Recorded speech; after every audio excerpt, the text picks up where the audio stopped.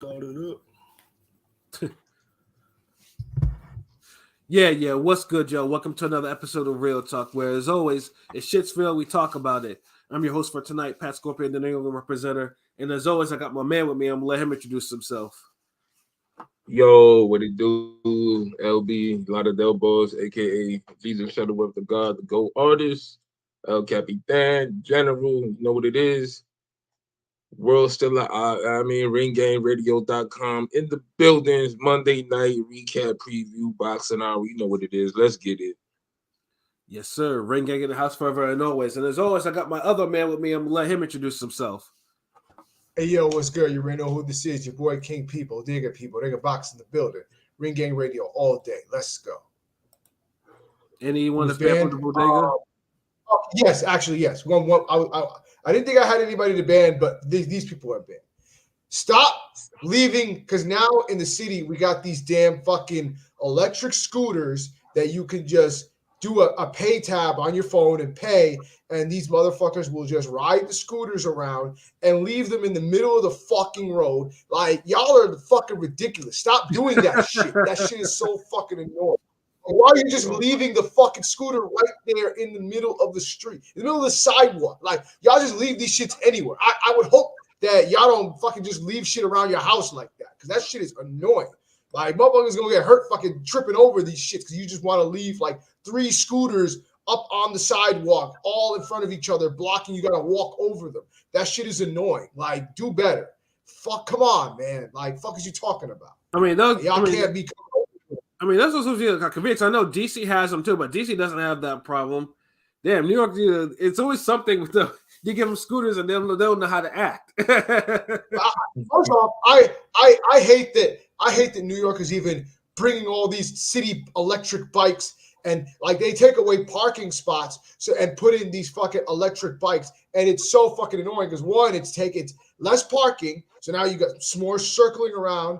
It's getting annoying because it's like now the fucking the new people, the colonizers are coming in, and they're the ones that want these fucking bikes because they want, like, get your own fucking bike. How about you buy a bike and then you can ride it around yourself? Oh, no, because where am I going to leave the bike? Bring it up to your fucking apartment. Well, what if I have a 4-story, what if I'm on the 4th floor and I got to walk up? Oh, fucking well. Bring it up with you. Stop fucking leaving room around for this shit. Like, y'all are fucking annoying. I'm sorry, I can't take these fucking people. God damn it. And y'all the reason that the city prices are going up. You know what? I'm going to leave it alone because I'm just going to get more angry the more I talk about it. So, you know what? I'm done. Tell us why you mad, P. Damn. I know. Don't have no kids, because you be like one of them dudes who go off on their shit if they leave their toys out in the hall or some shit. You step on a Lego and that just ruin your day. You're damn right I would.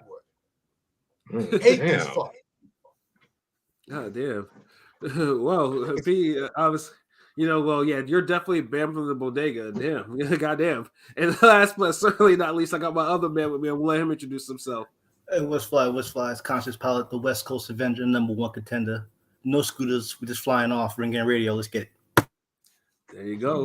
Conscious Pilot stays elevated above the clouds, you know what I'm saying? I mean, he lives out there in Nevada, they got that Area 51 shit, so they flying out there.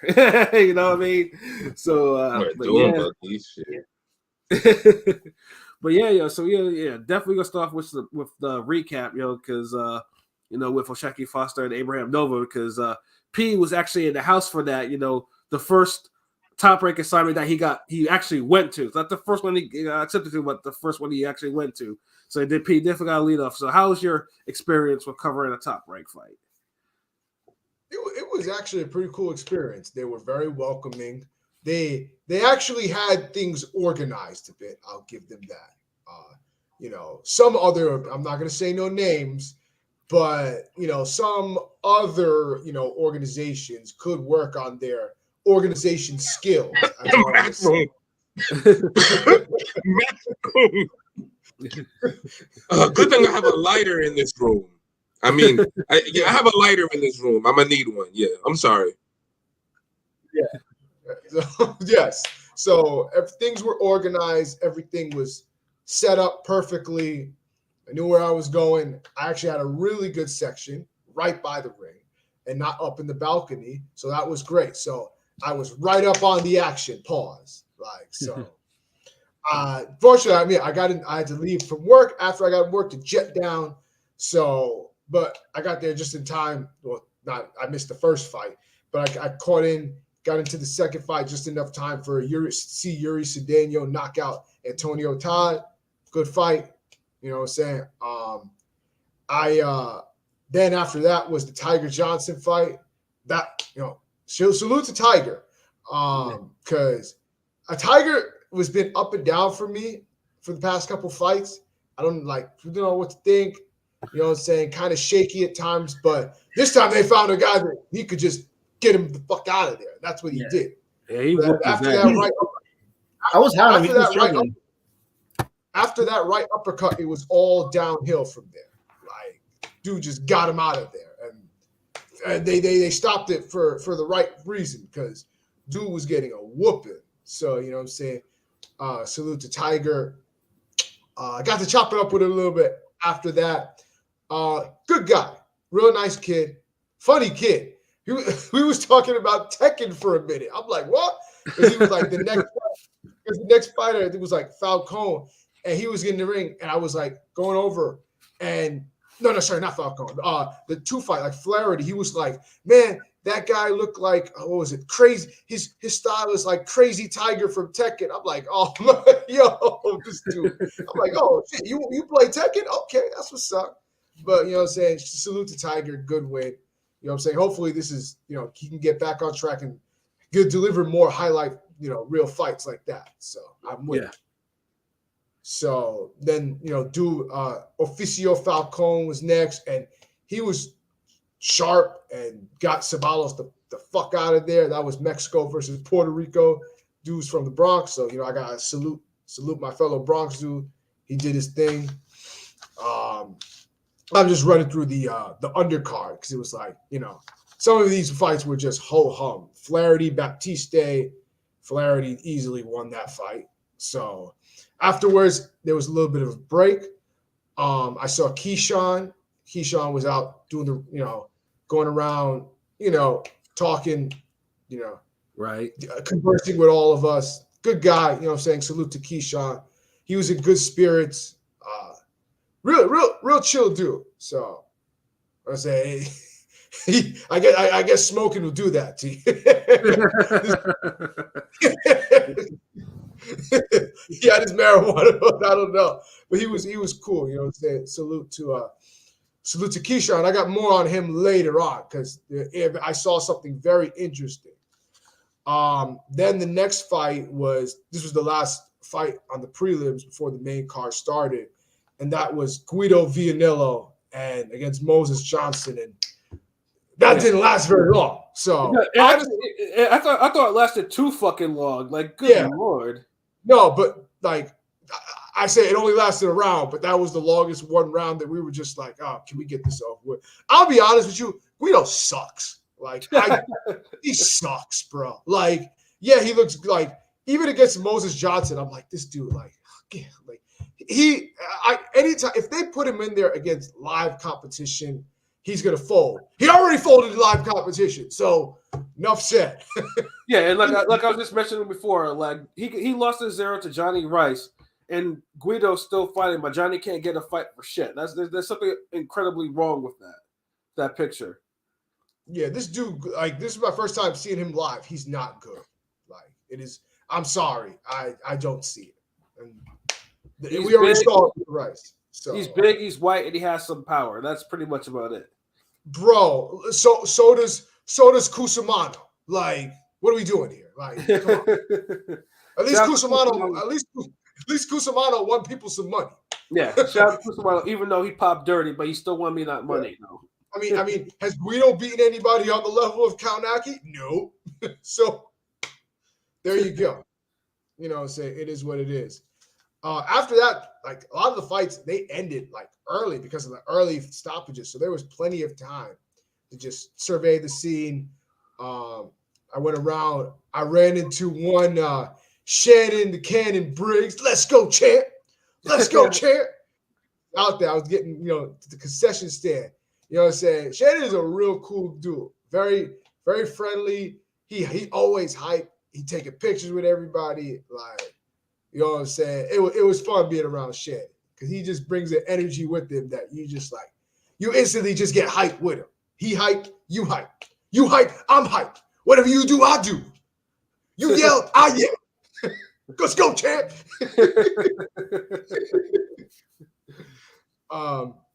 So yeah, I saw him. I went back down and I see one Teofimo Lopez, and yeah, that did not go well. Teo was, let's just say Teo is persona non grata these days, especially on Friday. And this was to his hometown. They was not rocking with him. So a lot of boos. Anytime he walked by, he was getting booed. Like, dudes was not trying to see T.O. They didn't want nothing to do with him that night. So damn.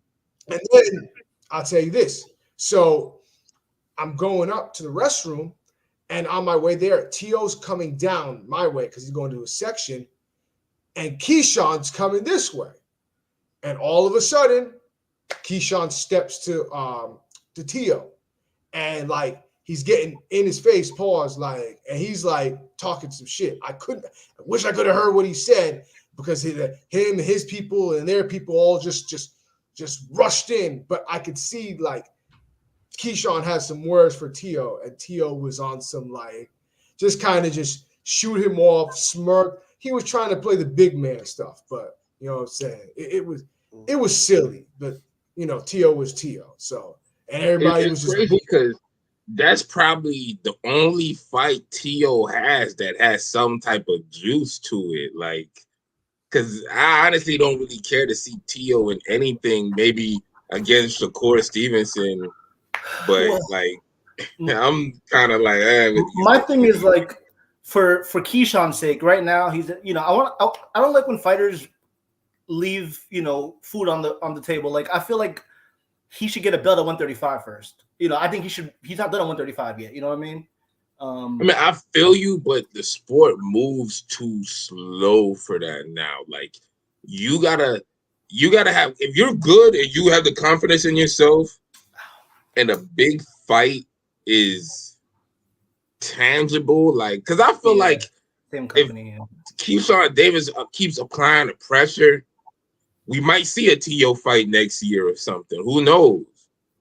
But it's better to have that pressure out there instead of just not saying it or not calling on and, you know, focusing on somebody. Because the thing is, with the 135, you know, he's never going to fight Shakur because that's his boy unless they have a falling out, you know.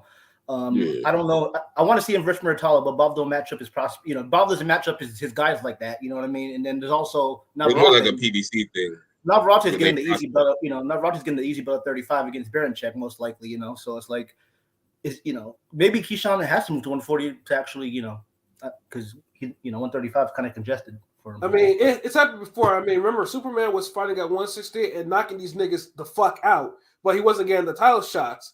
And then it took him going that one off to fight Chad Dawson at 175 to get a title shot, in which of course he knocked dude out in one round, which I was not happy about. And bam, he had a title. You know, so it's like sometimes you do have to go. I mean, sometimes in order to make some moves, sometimes you may have to go up if shit's a little bit too congested. You got to believe in yourself. You got to know you're the goods. And that's why it's good to focus on somebody and call them out and create a little friction, create a little content with it. Like, I mean, because for every Adonis Stevenson, there's a Gabe Rosado.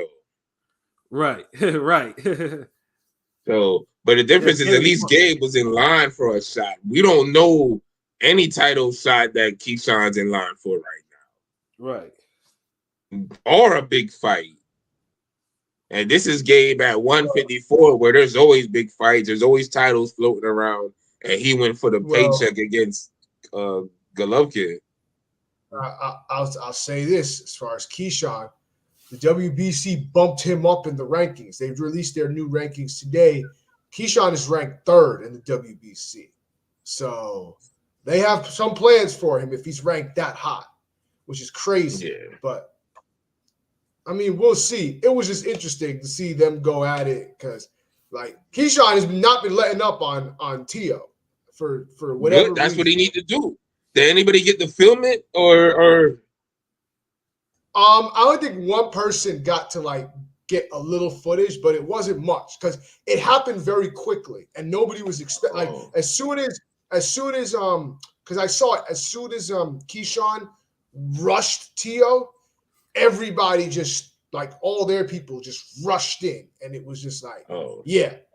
I thought so a fight some was shit out gonna of happen. Tokyo Revengers. Just niggas just like it's a gang war. Yeah. So like as soon as that happened, I knew like okay, now security's coming over. Now they're trying to separate everybody. I'm like, oh, Tio just walked away. Tio and everybody else was left getting separated, and Tio already walked to his seat to some more booze. So it was. Oh, hold on, wait, time out real quick. I did see the I'm noticing the chat. Salute, what it do, Miss Rashid? What it do, Android? What a rant, King P. Oh man, I mean he getting the storytelling. I mean, this shit's fire so far.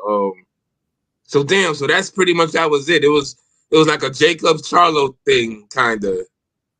Yeah, but less like it ended even quicker than that.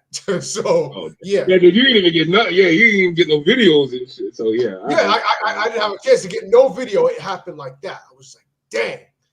But yeah, it was just funny to see. Before I say I got to chop it up with Bradley a bit, because Bradley was like, because Tiger Johnson's people came in our section. Tiger was sitting there, so Bradley was giving words of encouragement to Tiger. So it was cool. After that, we got to talk with him a little bit, before he went to going back to doing his duty. So he was, telling people like, I was laughing. So I usually, me, I'm not as quick to do the pause thing because it's not something I do regular. But dude that was sitting next to me, I'm gonna tell you, I had to pause him, because dude said to Bradley, and I kid you not, he said, Bradley, I got a question for you. What is the secret to your abs? I think you got the best set of abs in the game. And I'm like, pause. Yeah, what are we doing? Yo, what the? Some of these media niggas are so strange sometimes. Yeah, you always forget you run into some weird. Bro, like you could have worded that. And the man retired, like. That man's been eating good too. So it's a wild question to ask somebody, bro. Like that nigga. I'm sure. And that's the thing. That's the type of reporter. He'll ask Ricky Hatton the same shit. Yes. and we'll just be like really? Yeah. Like that's the question. Yeah. You can ask him a million more questions on his career and something like that, but you chose to ask him about his abs when this nigga's clearly eating good. Are you serious? Yeah. It was just funny. I couldn't not say anything. I'm like, bro, pause. Pause. Chill. And he gave some answer about the trick is to the way you eat and all that stuff, which is hilarious because he's eating good now. But I guess he was talking about this ain't Bradley that's active no more. This is Bradley that's retired and eating good. So Bradley's eating good. Bradley's eating good lately. I mean, he deserves it. And all them checks. And now without Ward, there's even more food on his table. You know what I'm saying? I mean, he was always in great pristine shape. You know what I mean? So bro, I'm not telling someone that they have the best set of abs. That is not coming out of my mouth. Pause. We're not doing that. So it was just funny. And then I got to chop it up with Zayas, and I took a picture with Xander. You know what I'm saying? Salute to Xander. Great. Dude is just a big kid at heart. You could just tell when speaking to him. I keep forgetting he's only 20, 21 years old.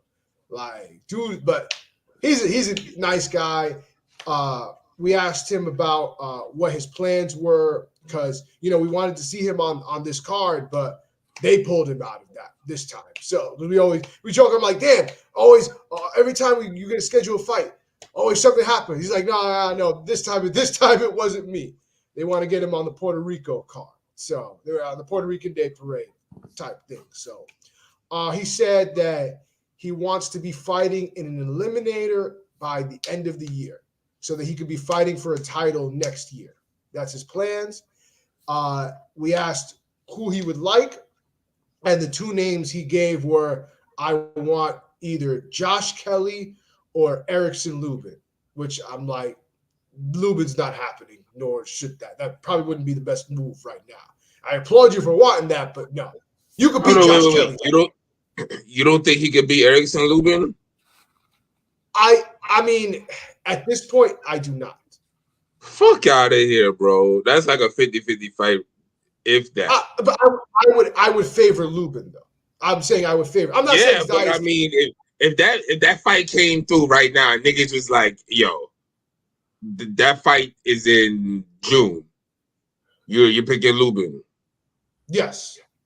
Same Lubin that got a gift against Ramos. I think Ramos at this stage. I think Ramos at this stage one is a little better than Zayas right now at this stage. Of course. I just don't think Xander is ready yet for that type of like a crafty. But But this is the thing. We've been asking for Zayas to step up, though. Remember, he's been at 154. So you don't think this? No, that is a step up. But like, I think like Kelly is a better because Kelly is not better than Lubin. Kelly's Kelly's trash. What did we learn from Josh Kelly? Just he got a name now. Josh Kelly would still be considered a step up, and he'd be a guy that would he? I think Mean Machine would be a better step up than this nigga. I mean, Kelly's out. I mean, Zayas was supposed to fight Patrick Teixeira, and Patrick Teixeira is a better step up. Thank you. I agree with that. That's a better step up. That is true. I'm not saying it's not, but yeah. No, that would be a very good step up too. Y'all bring out Michael Soro, and that's a fucking damn better step up. Like, yeah, wherever the hell he at. But I mean, that fight wouldn't happen anyways. Xander and Lubin simply because of the. I just don't see it with the political thing, and I don't know. I just don't see that happening. So I mean, but he called out a name. Like I give him that. No, I applaud him for wanting the fight. You know what I'm saying? So I think he could win that. That's not he ain't jumping out the window or nothing. No, I'm not saying he's jumping out the window, but we'll see. Now you have you said, I want Tim Zhu, and I'm like, yo, young man, this thing is called, steps, and you have to take them before you run. Yeah, but it seems like he has his plans set in motion, and I think Top Rank, will be all in on Zayas within this year and next year. He's definitely going to get a title shot by next year at the rate he's going. I can see that. You know what I'm saying? Then he got to go back to it. I let him go back to his commentating because he was also commentating, doing it for the Spanish section. Bradley with the English section, Zayas with the Spanish section. So yeah, Bob wants Yeah. Bob wants to make sense into a star. I mean, Zayas has the potential to be the crossover Puerto Rican superstar he wants. We just gotta move him right. Yeah, it would have been shit if Matias had signed the Top Rank. You would be seeing Matias and Zayas on the Puerto Rican card in June. Of course, it is what it is. But Matias, I heard Top Rank didn't want to offer. Somebody with reliable sources told me that they didn't want to offer him more than a one-fight deal, and he wanted like a multi-year. He wanted a multi-fight deal. Matias, they wouldn't give it to him, which is weird, but whatever. So that's incredibly weird. Maybe because he murdered somebody on their card. That's part of the reason why he was like, "Wait a minute, we don't want a repeat of this shit." Yeah. Well, I mean, I think it worked out well for Matias simply because, like I said, speaking to some people, he wants the Haney. That's his number one guy. He wants either Tio or Haney. I don't think he had confidence that they would deliver Tio to him, and Haney's the number one guy he wants. So I ain't mad at him for taking the road to get the fight with Haney. So it was more realistic because, dude, we seen how they never let Barbosa get a big fight. Right. Like the Tio fight was there for him. Never let him get it. He never ended up getting he's going to fight Jose Ramirez now or some shit. Yeah, I mean these are all people that left Top Rank, so it's like this is fucking crazy. Like Top Rank needs to get together because else Tio's not gonna have no one to fight at Top Rank. Like they're 140 stable like last year. Well, the funny thing is, you say Tio will have no one to fight. Funny thing is, everybody wants to fight Tio. No. Exactly. People are chomping at the bits to fight Tio. I low key, they won't say this, but a lot of the fighters at his weight or around his weight, they think he's food. And I can tell you that because some of them have told me that. I'm not going to say no names, but they told me off the record that they think Tio is food. So because look, there's a lot of shit that because people thinking like the Taylor performance where Taylor's look bad already won, and then he's drained. Even though Tio was the fucking underdog, we get it. But the hindsight and just the logic when people really look back and think it's one of those like it might be a fool's gold performance. Because then it's like at 140 with Tio, like remember, then we got to look at Kambosos that continues to look trash, and he had his way with Tio.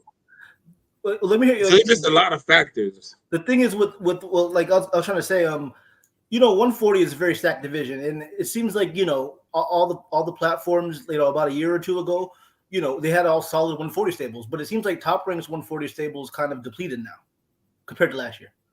You know what I mean? Like they didn't know what they was doing with their 140 stable, yo. Like losing Barbosa, Ramirez, they had Haney on the little quick contract. You know what I mean? What do y'all think? I mean, I still think Tio, like, could he move up to beat Centillion still after that performance? Or because Centillion has a WBO number one. Like 147. I'm just saying, like, Centillion's always looked mid besides that Roca performance. So in a perfect, do you think he has what it takes to beat Centillion? I mean, at 147. I mean, personally, I don't want to see it now because Tio has love. Because Tio can actually pick Centillion. For one time he didn't look trash. Dude actually looked like a straight up killer. I'd rather see him try to do something at 147 and Tio just to do something at 140. Like they should.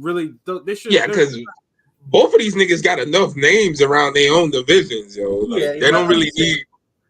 Bob wants to get. Well, Tio's kind of on his last day, thin ice, but I can never count Tio out because of, the Loma and, Taylor performance. I can never fully count him out, I mean, he's had some struggles, obviously with the Nakatani, Kambosos. He should have 3 losses, bro. Arguably 2 or 3 losses, yeah. And that's saying something for a guy who has like 3 real good wins on his resume. I feel like he's this generation's, in a sense, Danny Garcia, in a sense, because just hear me out, because I think, they both have dad trainers and they won't, maximize their potential, bringing, having, switching what may have you, they're going to stay loyal to their pops, and they have flaws, but they're both 2 division champs. The difference is Tio has done less with more, whereas Danny has done more with less. Danny doesn't have the talent that Tio has, if we're being completely honest. So I've always looked at Danny as he's done more than anybody had thought he would. Yeah, Tio, for whatever you want to say with Tio is very talented, and Tio has a lot of gifts.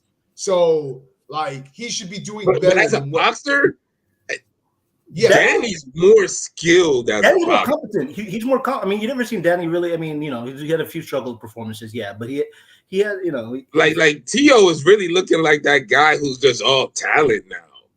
Like, he has more talent than Danny Garcia, but like Danny Garcia is more of a complete boxer than Tio. Like he maximized his potential more. But I just think both guys, their power hasn't carried over, in the higher weight that they're at, because Danny was knocking niggas out of. Well, if Danny was to throw 700 punches like he did against Spence, if he was to do that more often, his power will come into play more. But he doesn't. So That's the thing. It's like these niggas gotta understand when you coming up to bigger weight classes, the pop ain't the same. It's there, but you gotta work for it more. None of these niggas, you know, they don't want to work for it. The Broners and the Danny Garcias, they want to still be the same.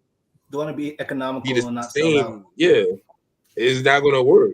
My Haney Tio prophecy at welterweight is not going to happen. I feel like now because I can't fully put it into because I've been saying I think they'll eventually fight at welter, but someone work at 140. Like who want to see Tio at 147 when you got all them killers at 140? Yeah, like it honestly, if Tio said Tio fight happened, it'd be really poor matchmaking. Like what do you get from that? Tio takes either a 0 or Santiago scores a real upset and Tio takes Tio's credibility. Well, if Crawford drops the and belt, he's a lesser name than Sandor and Martin. But if Crawford hear me out. If Crawford drops the belts, Santillan will have the WBO. Like it would be, Bob would make Tio versus Santillan for the vacant WBO 147 title. That's what I'm trying to say. Like if Crawford drops the belts, Santillan Bob will have the WBO 147 belt. That's what I'm trying to say. I mean, that's a good challenge for Tio, but it's just if you're trying to weight hop and get that and be like, okay, I got this, and you're just trying to do it on some like, I'm not really trying to, campaign at 147, but I'll take this so I could be a 3 division.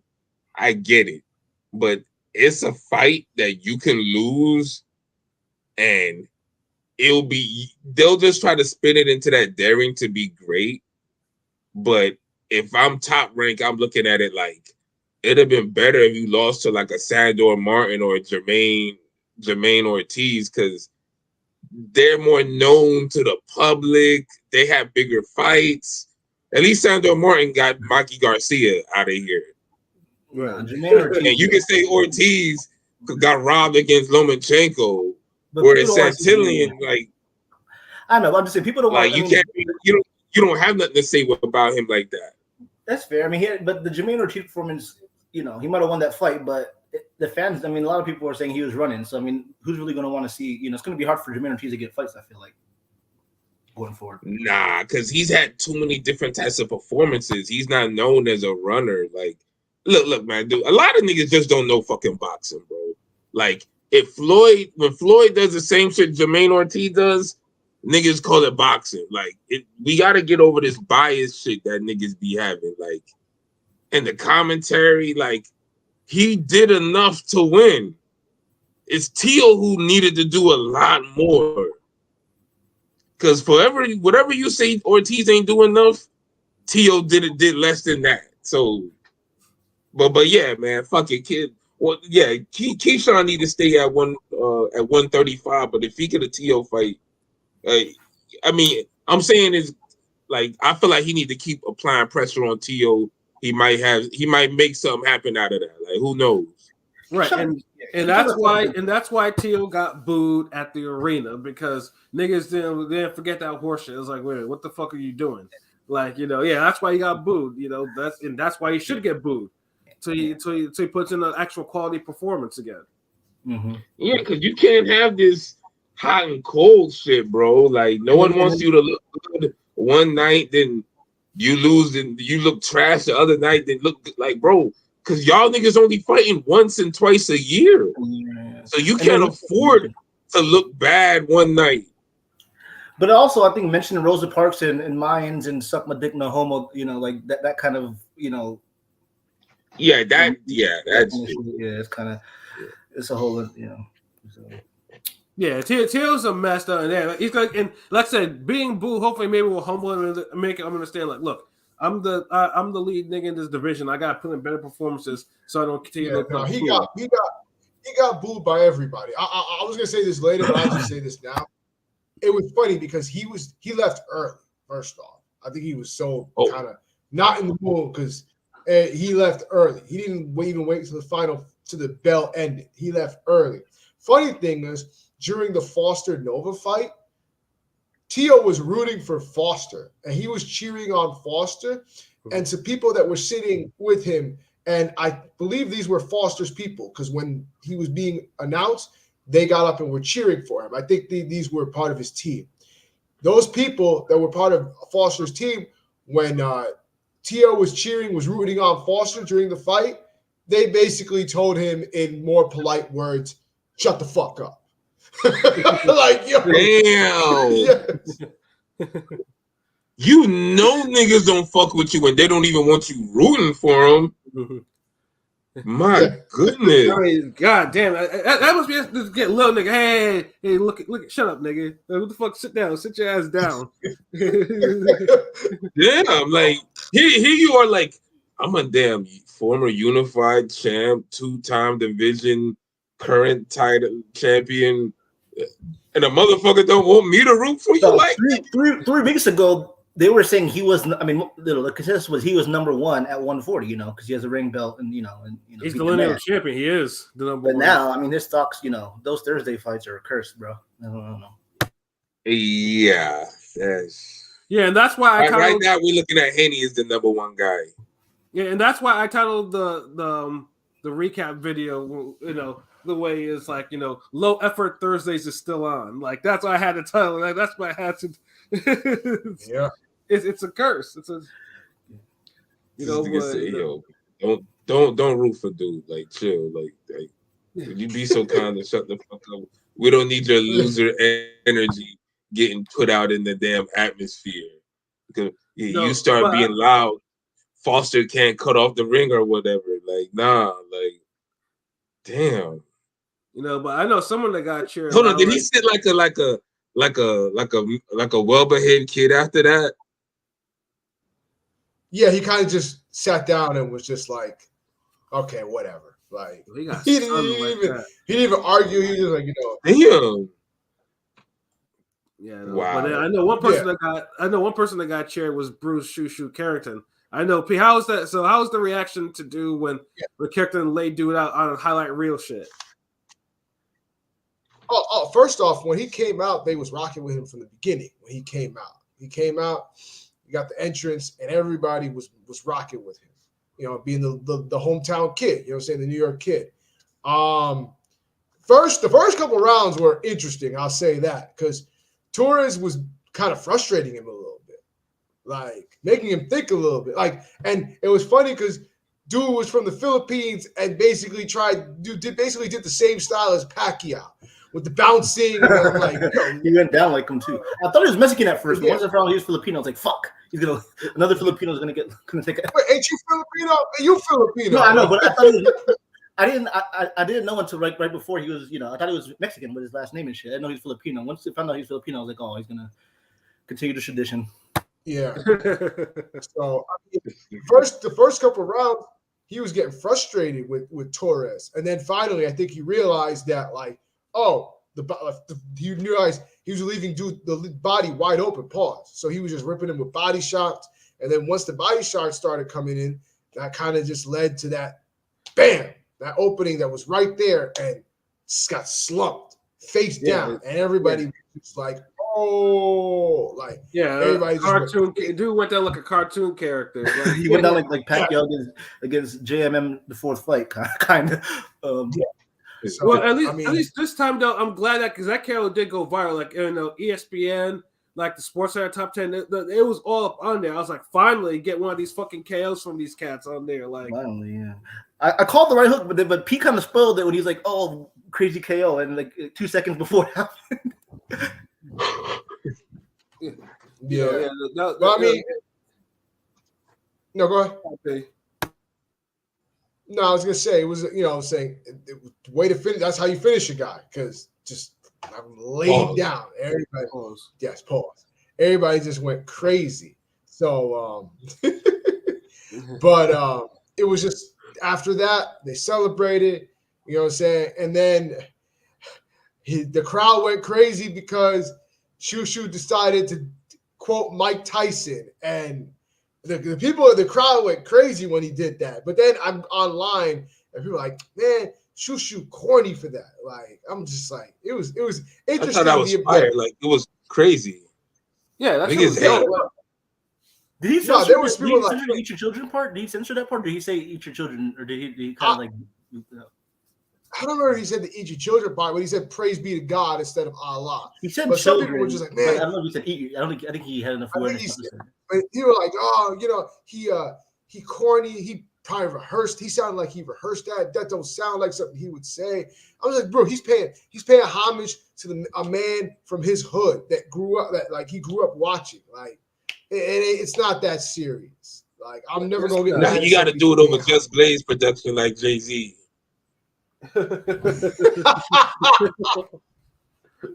Oh, then it's cool. You can't just do it a cappella because then it's like, nah, get off his dick, nigga. That's corny. Just Blaze to Rockefeller. Oh. Boom, boom, boom, boom. Damn, Miss Rashid with the laugh there. Yeah, I see you. Like, yeah, we gonna bring hip hop in this motherfucker somehow. No, there was no free speed dating update. I didn't go. It actually turned out to not be free, so I was like, nah, I'm good. So wasn't gonna. We would have brought it up on Thursday if he did. Like, seriously. Yeah. So, nigga, we would have brought that shit up after this. Yeah. I would have brought it up. There's no way he would have got off the podcast and we had said that if he did that shit. Yeah, no more speed dating updates for now. If it comes up again, I'll let you. I'll be the first to update you. But the crazy part is, I was talking to Rome the other day, right? And I was like, nigga, like because I told him I re-listened to the episode on Friday. I think I was even tweeting about it, and I was like, nigga, we didn't get a chance to talk about so much other shit. Like, we didn't talk about the Shannon Sharp, Mike Epps, the Monique, all that shit. Yeah. So much other shit went down. But that was crazy. Classic episode, man. But yeah, what's up, Rob D? What it do? What's good, RGR? Chilling, bro. Chilling. Yeah. We getting behind the scenes view from King P. So, and then after that was Andres Cortez versus Brian Chevalier. And that was an interesting fight. I didn't know what to think because Cortez looked kind of like I was able to watch the weigh-ins. Somebody sent me the weigh-ins, like the clips. And like Cortez looked kind of like, I don't know, he looked kind of sluggish at the weigh-ins. So I'm like, plus that. And then Chevalier, I'm like, dude is tall, dude can box a little bit. So I was kind of like thinking this might be the upset. No, not at all. Not at all. No, I knew because I remember I posted that parlay in there. That was so sure Cortez was gonna get knocked dude out. Cortez can fight. Cortez he's had some up and down performances. Like I've seen him. Like he's kind of inconsistent, but yeah, he dominated that fight pretty much. Yeah, no, I know he.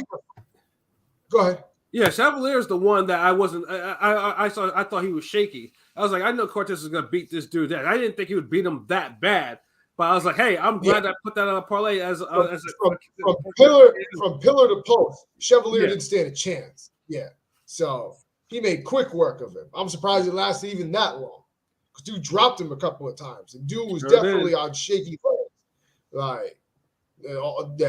Like, you saw a tree just go down. That's what it looked like. When I hit that KO, I was like, damn, okay, all right, I only need one more fight to hit this parlay, and I'm gonna get $3,500. I was because like that parlay was like I was like I was gonna hit that. I was like, oh my god, I'm gonna hit this parlay. So, he rocked him bad like the second round. I was like, damn, this is gonna be easy work. Made easy work. And so then to the main event was O'Shaquie Foster versus Abraham Nova. Yo, it's hilarious. Like I was watching because Nova came out with his mascot, and it's hilarious because you see it in the split screen when he's doing his shadow boxing. Mm-hmm. The mascot is doing his shadow boxing, and it's just so hilarious. Like I wonder who's behind that. It's got to be a fighter because I was just like, yo, why is he just shadow boxing like that? Dude was hilarious. I was watching the mascot just run around from section to section. I'm like, yo. I like that, though. Like, that's a good thing, though. Like, I like how he has the mascot vibe. Like, that's honestly, like, I'm not saying more guys need to do it, but Like that's what we mean by like market yourself and find your lane, like that shit. Because that's a good idea, and it do be hilarious to watch on TV. Yeah, I know him and definitely. Progress both have mascots. Yeah. But I mean, but Progress has a big mascot, that Rougarou. I'm like, okay. But I'm like, Progress is at the level where, okay, you're a top level fighter. Okay, you can have a mascot. Nova is like a fighter of the caliber of Abraham Nova has a mascot. I mean, he's world class though. Like, some people like it. It's weird. Some he's a like contender. It. I feel like some people like it, some people hate it. To me, the beard is distracting. And I remember like the beard is funny.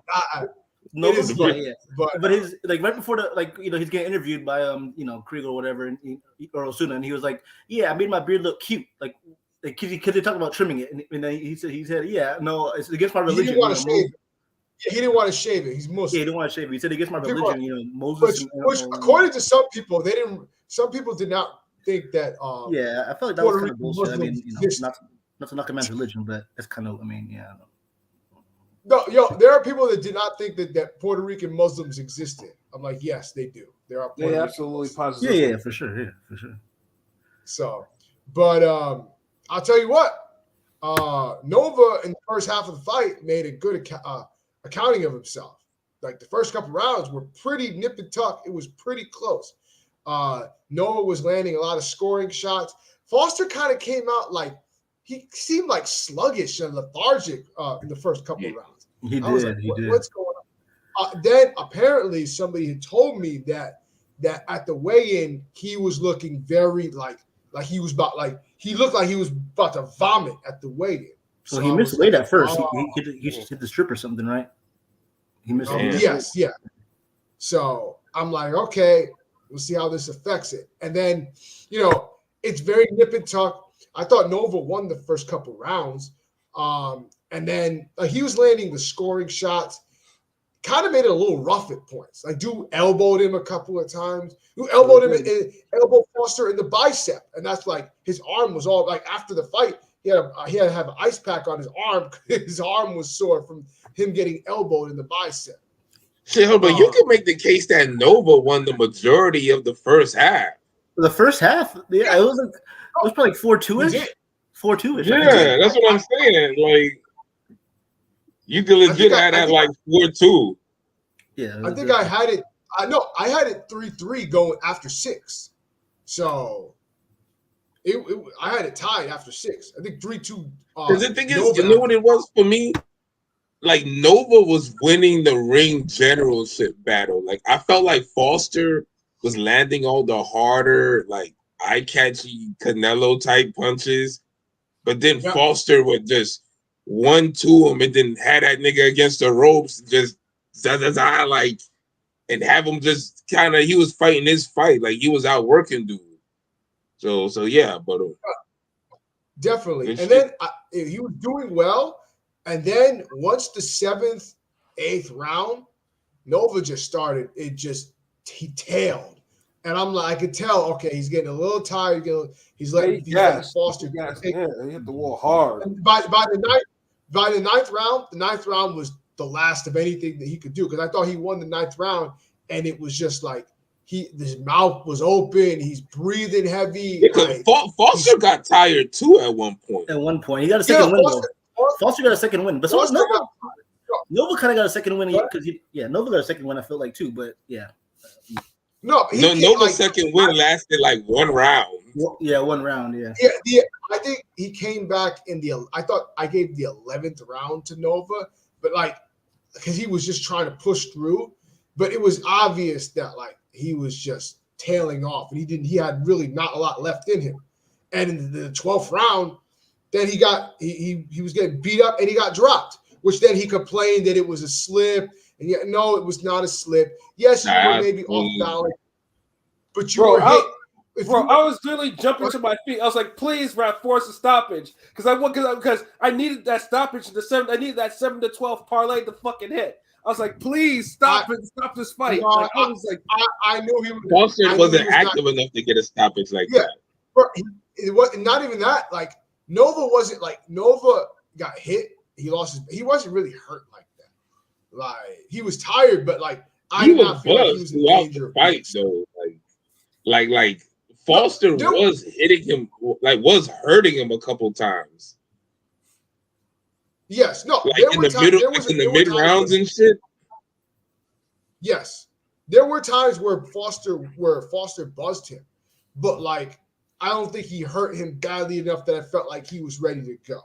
I'll say that. Nah, Nova- not like And- that. Nova I landed think more. if Foster would have put more hands on him, I think he could have had him like that.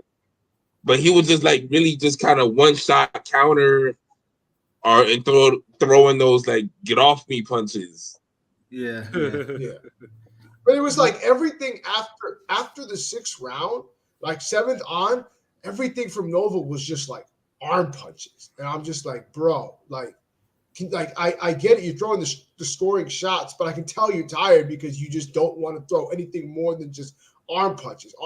Like lay in an uppercut or something, So, but I didn't have an issue with the scores. I didn't think Nova won the fight. So that score for Nova Not with the knockdown. I think like you could make a case with a draw if he doesn't get dropped, but when he gets dropped, it really kind of really fucks it up for him. Like it seals the deal. Yes, that's always That's one of those. I had it 7-5 Foster, and then with the knockdown, the 115-112. So it was a close fight. It was a competitive fight, but Nova kind of lost in those last couple rounds. So Nova was complaining. The crowd was booing. The crowd was a pro Nova crowd because Nova's kind of the hometown guy. So he's from New York. His family was there. Were they? I feel like in the mid rounds they were chanting for Foster though. Like I heard a Foster chant. No, there were people that were chanting for Foster. Okay. Foster had some people that were there cheering. Like I said, they were probably his team, but the crowd was mostly majority Nova. It was a Nova crowd. So anything he landed, they were going to cheer for. So he complained afterwards. It is what it is. I expect him to think that way, but he didn't. It wasn't a slip. He legitimately got knocked down, and I thought he legitimately lost the fight. Foster seemed a little out of it. He wasn't happy with his performance. I shared up some footage of the press conference afterwards because we only get a little bit out of him, but we got enough out of him to get something. Pause. Right. It's up on our YouTube channel in case you want to watch. On the YouTube channel. So Foster admitted that he had a bad weight cut, which affected him. He cut the weight too early, and then fighters something with fighters and like not being able to time their weight cut properly. I don't know what it is, but whatever. He was looking big, like pause, like he was looking pretty big. On Twitter and stuff. Like, do you think he's gonna move up or stay at 130? No. So Foster made it clear he wants to stay at 130 for a couple more fights. He is going to hire. He said he's going to hire a nutritionist, and he's going to put an emphasis on making the weight healthy. And so I expect 3 more fights from him at 130. His arm was sore. He was a little hurt. He admitted that it wasn't his best performance. He was very hard on himself. He's like, I got to do better. You'll see a better version of me next time.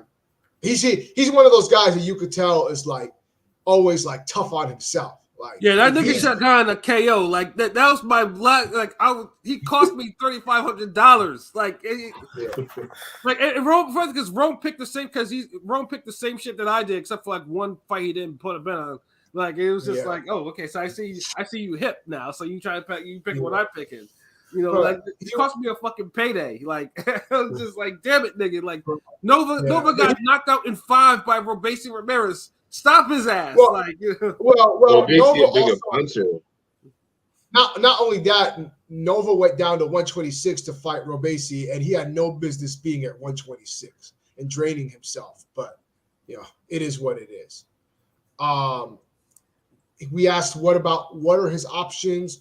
What are some fights he would like going forward?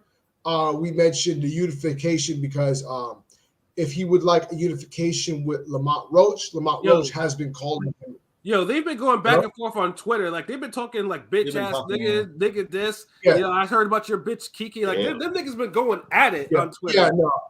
Lamont Roach has been, and like this is recently. This is after the fight that they've been doing. They were talking real greasy to each other. So Foster said he would like that. We mentioned, unfortunately, that he will most likely have to fight his second mandatory next of Yakubov. But he already beat Yakubov, so he beat him again. He said, you know, he doesn't want to, but if it's ordered, he's going to take it. He said he would like the unification, but the first fight that he mentioned that he would like is he wants the winner of Valdez versus Liam Wilson. Yeah, so you know that's happening next. That's the fight he wants, and I'm sure he wants Valdez because that's the money fight at 130 for him. So I can see him wanting that fight, and I think Valdez is going to beat Wilson, and they're going to make that fight. My only issue is I feel like that's a fight where Top Rank is going to make sure that Valdez wins that because he's the priority down there at Top Rank. He mentioned Navarrete. He would like to fight Navarrete if he stays at 130, which, spoiler alert, he's not. So no, he's not. It's like if he doesn't stay, I'll fight Navarrete versus Wilson. He said the only person that he dismissed completely was Joe Cordina. We asked, what about Joe Cordina? And he said, no, he had his chance. He didn't take it. Moving on. So he probably doesn't want to do with what, because, you know, the whole shit with fucking Rocky, you know, in Mexico, like, you know, they had them cards filled out. Like, he was brought to that matchroom card to lose, and Foster had to score that knockout in order to keep his belt. Cordina's going to stay on the easy route in, you know, 130 in UK and just, you know, so type of shit. But from what I have heard, that Lamont Roach is technically a free agent, so he can fight at Top Rank if he wants that fight. I just think that they're going to make honestly, like, one of the reasons why I feel like that, and this is just me thinking this, I have no proof of this. Honestly, I think one of the reasons that they signed Foster was so that they can get a fighter for Valdez, because if you remember, after the Navarrete fight, we were all like, well, who's he going to fight? What's there left for Valdez? And because Valdez, like him or not, he's still a priority for Top Rank. I can tell you people there still think very highly of him. They want more fights for him. So that fight is a fight that they got probably for Valdez, where they're going to give him the belt, and, you know, it is what it is. I figured that it was going to be Valdez next, you know, or Navarrete, but Navarrete's moving up, so that's, you know, logical. So that's basically where we are with it, which I don't know what it is with 130 and being allergic to unifications, but whatever. Well, I mean, at best, at least, you know, Shakur at least partially unified, but like I said, it's a division they don't like to hold two belts at a time there. Like, when Shakur did it, that was the first time in, what is it, like 16, 17 years the belt was unified. The last time anybody, because I looked up the other day, the last time anybody had unified at 130 before Shakur and Valdez was Barrera. Barrera and Pettit, and that was like 2005. That was almost 20 years ago. And I watched that fight too. I watched that. Yeah, and Barrera kicked his ass. So yeah, that was a good fight. Yeah. So 130 is a overall good event, good fights. You know, I'm saying salute to Top Rank. Hopefully, you know, more ring gang fights for Top Rank in the future. They treated me well. You know, salute to Top Rank. That's all I got to say. Yeah, and because I know. And one last thing was that Tim Bradley, you know, giving his things of like Canelo, Benavidez, he wants to see that.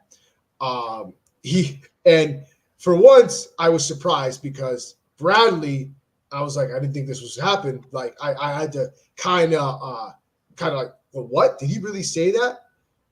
He actually was complimentary of Tank, which was like, what?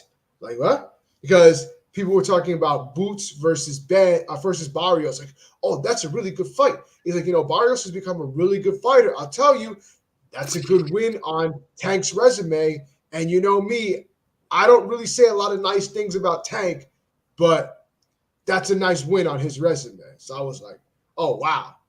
He don't like Tank at all. So I was surprised he even somewhat complimented it. Well, they had their beef. Right? Tank said he would knock out Bradley, whatever. They had their dude admitted it. Dude said, I don't normally have nice things to say about Tank. Like, he said that with his chest. Pause. So like only haters. I mean, besides Pat, mostly only haters discredit that Barrios win. To be honest, facts. It's a good win. And Pat is a hater, so I mean. Well, let's put it this way: I disliked Barrios even longer than most niggas even knew who he was. So yeah, so like my shit is very justified. I mean, it's just two people you hate fought each other. I mean, the guy's interim WBC 147. I mean, I know it's not a real belt, but he's not like he's. It's not a real belt. We have to make sure we make that very crystal clear. No, I'm just saying he's. It's real enough. It's real enough to be not a real belt. I mean, shut up. You're talking. That's a late night battle. It's equal footing to Stanionis, in the grand scheme of things. So Stanionis is a way better fight. I see it with Stanionis. I don't see it with Barrios. Well, Stanionis ain't fought in 2 years, so I'm just saying. Wait a minute. You kick Barrios' ass all day, every day. And if it doesn't happen, that means like something horrible happened. You spent all that time calling Stanionis a caveman, though. Like, yeah, he is one. Nigga, he is one. Like, they're fights to our caveman shit. Like the fucking Nunes and Rakimov fight. Nunes is a fucking caveman. That was a caveman ass fight. Crazy ass knockout, bro. That was a crazy ass. Yeah, it was a caveman with a brutal knockout. Nunes is a caveman. I don't think much of him, but that nigga has stones in his fist. Yeah, it's a caveman shit. Like niggas is cavemans out there. But yeah, so Top Rank, and hopefully Top Rank improves my credentials in a couple of weeks for the Turning Stone card, because I can't wait for that one. So yeah, I mean, let's just go rattle off a couple of previews real quick. Like I said, it's this coming weekend too. Is just the best card is you have to catch it at 4:00 in the morning, and then the one that's at normal time is basically just trying to see if Berlanga will actually quote unquote succeed or actually knock somebody out, which he hasn't done in quite a while. Because Eddie's trying to get his money's worth from Edgar Berlanga.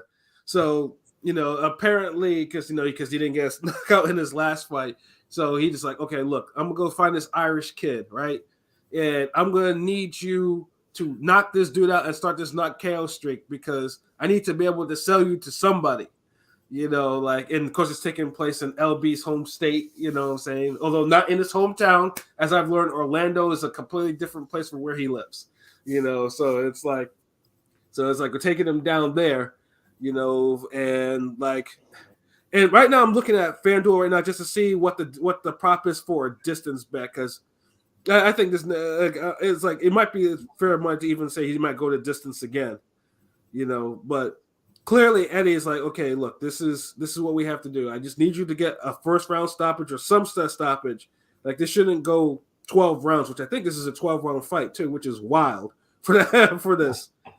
Well, I mean, Berlanga's pretty highly ranked in a couple sanctioning bodies. I mean, I'm not saying Berlanga. Yeah, Berlanga. Yeah, he for some reason he actually is. That's okay. Will the fight go to distance? No, plus 132. Yes, minus 168. That's actually pretty fucking wild. So that actually means you might actually, if you actually pick no, that might actually be a chance you might actually pick something up.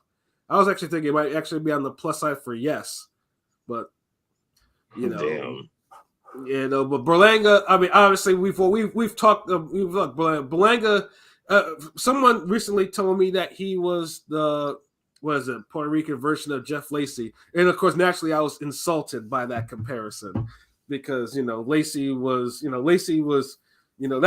was my nigga right there. So I'm gonna need niggas to not badmouth Jeff Left Hook Lacey. That was my nigga. You know what I'm saying? He was a victim of unfortunate circumstances.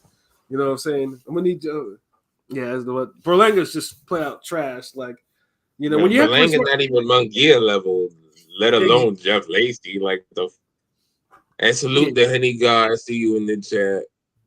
Rome will be back on Thursday because we're gonna have a music episode Thursday. And what up, Resby? Is there boxing tonight? No, well, no. On Monday, no. We wouldn't be if there was. We wouldn't be casting. I guess we the only boxing tonight. So ring gang. Yeah, no, Berlanga. Like, you know, when you have to resort to biting people in fights, and then you go 12 rounds with Jason Quigley, there's a good chance that you are big trash out here. Like you're super trash. Berlanga. Yeah, exactly. Like, you know, who the fuck goes 12 rounds with Jason Quigley? Like, seriously. Like, what is this? Like, you know, this is like, Berlanga needs to calm down. Like, you know, so yeah, Eddie's trying to set him up, trying to build a star out of him because, you know, Berlanga signed when Canelo decided to leave. So, dude, like if he couldn't get built up with Top Rank, it ain't gonna happen. Like I don't know what magic Eddie gonna do over there for Berlanga, but we'll see. Yeah, no, but we'll see because I mean, obviously, because you know, Berlanga, for whatever reason, he still gets attention of the rappers and stuff like that. They still all rock with him. Like he's still something. But you know, it's you get the shine Xander Zayas should be getting for some reason, but who knows? Exactly. He doesn't even have Xander Zayas wins. I mean, good lord, like his best win is still Damon Nicholson. He went the distance with him. You know, you know, and although he knocked him down 4 times, I mean, he tried to put him away, but you know, it just wasn't happening that night, and he's never put away anyone like since. You know, and then that fight ruined him. Yeah. He ain't been the same since. Yeah. Yeah. It took his confidence. Like, damn. And he's trying. He's 4 people that have gone that, you know, that have been stopped before, and he's struggling with them. We all know Steve Rose should have gotten the nod against him. Angulo was giving him a harder fight than he should have. Like, you know, and he resort to biting the nigga. Like, yeah, trash. And Quigley was actually competitive for a good part of their fight before he got tired. So it's like, what are we doing here? Like, yeah. So Eddie had to lower his competition. I was like, look, like these guys fighting for potatoes here. Like, I'm gonna need you to knock him out. Don't let him go the distance, because if he goes the distance, then what the fuck are you gonna do with him? Like, you can't put him in no ring with no high level 168 because he's gonna get destroyed. Shit. And the funny thing too, even with this fight coming on, like out comes the clip of Erickson Lubin giving him the business and dropping him during the sparring session. So, you get that with Berlanga. Like that shit always circulates around the time that he fights. You know. Yeah. However, though, I mean, at least the co-main should be decent. You know, you got one Pablo Cesar Cano, who for some odd reason, that motherfucker is 34 years old. And you realize he's actually been in the fucking ring with, and he's still fighting. Been in ring because he was fighting Eric Morales, a teenager, nigga. Yeah, when he was a fucking teenager. Yeah, and Malignaggi, and she was Shea Mosley's last real good win, and he almost beat Mosley. Like, you know, he has, dude, and he. I remember that fight was like on some Mexican network or some shit. That was a pure 7 rounds to 5 type of fight. Hell yeah! But yeah, like Mosley had to dig deep for that shit. Yeah, I remember too. It was probably one of the few times I said I was watching a stream online and I couldn't find no decent stream. All the streams were trash. Like I was just like, and I was watching that shit like I was watching on some struggle shit, but I was able to make out the. Bro, you was watching it on the street, Tim. I don't know what. I don't think I had direct TV, but I was watching it on like real TV. Like, come to think of it, I might have been taping it. Like that's the crazy part. Like the reason why I said I think the channel it was on, it wasn't available on my system. Yes, that one of the rare times I was like, fuck. So I had to go to the stream, and I was like, and all the streams were like really bad like streams. I was like, God damn it. I was not happy with that, you know. But either like Kato is, and he's only 34. Like, dude is still, he's not even old. Like he's still in there though, but. He's facing one Shakram Gyasov, who me and P had the unfortunate pleasure of watching him stink it out in New Orleans. You know, like, you know, in the co-main for Zarya and Prograis. Like, I don't know what the fuck his problem was that night, but neither of them niggas came to fight. So hopefully Kano. So I might put money on Kano actually trying to knocking him out. I want that to happen. Like, I really truly want that to fucking happen. Like for that damn fight. Like, nah, you're not gonna go 12 rounds like that. And then we have Andy Cruz on there, you know, Andy. And funny thing too is like who he's facing is kind of low. It's like lowered comp from his first two, but I figured, you know, fuck it. He's 2-0 with one knockout. You might as well get another knockout on there. He gave a tough fight with Fierro on one of those Eddie Mack from Mexico cards. That guy. Yeah, so you know, but fuck it, you know, Andy Cruz on there, and then you also have a good bantamweight fight too. Like you have Jonathan Rodriguez, who's known for ending Cal Yafai's career by knocking him out in one his last time out. You know, facing Antonio Vargas, who good. They're both 17-1. And like I said, that's actually a really good fight. So it's like I said, it's a decent card for Eddie, but it's just like Berlanga should not be main eventing against that. You know what I'm saying? Like, come on, Eddie. Like, you gotta, you know, you signed the guy, you gotta do better. you can't be putting him like if you're trying to build him with the Canelo fight, you don't put him in there with a fucking Irishman who may be undefeated, but doesn't have who's of lower standing than his last opponent. Like, what are we at least he's staying active, you know. I mean, I'll give him that. At least, you know, he's keeping them active. Because, well, yeah, that's Eddie will keep you active, yeah. But like in some situations, it's a good thing. Some situations, it's a bad thing. Like with Andre, it was a good thing until you couldn't really get him the fight he wanted, because you know Andre was kind of bouncing back and forth before he signed the Matchroom, you know. And then, but now you have this fight. It's like, yeah, you got to give him a better fight. Like, you know, there's people want to put their foot in Berlanga's ass. You got Eddie gotta let them. You gotta let that shit happen. I was looking at Berlanga, a couple of Twitter posts, and the first comments below are saying, "Oh, hit up for Munguia." Like, it seems like fans want him to see fight Munguia, and it should probably happen. Like, fuck it, make that fight. Like, Munguia gets to take a 0, and you know, because I mean. Funny thing is too that if Munguia ever fought Berlanga, it would actually, you know, it actually might raise his profile, because it's like, okay, Munguia got rid of a pretender. Okay, now bring on a Canelo or some shit, and you know, because like I said, Berlanga is not what he's cracked up to be. But it's like, you know, you can't. But if he's fighting someone like this, it's like, yeah, you got to, you know, you got to go ahead and make a Munguia fight.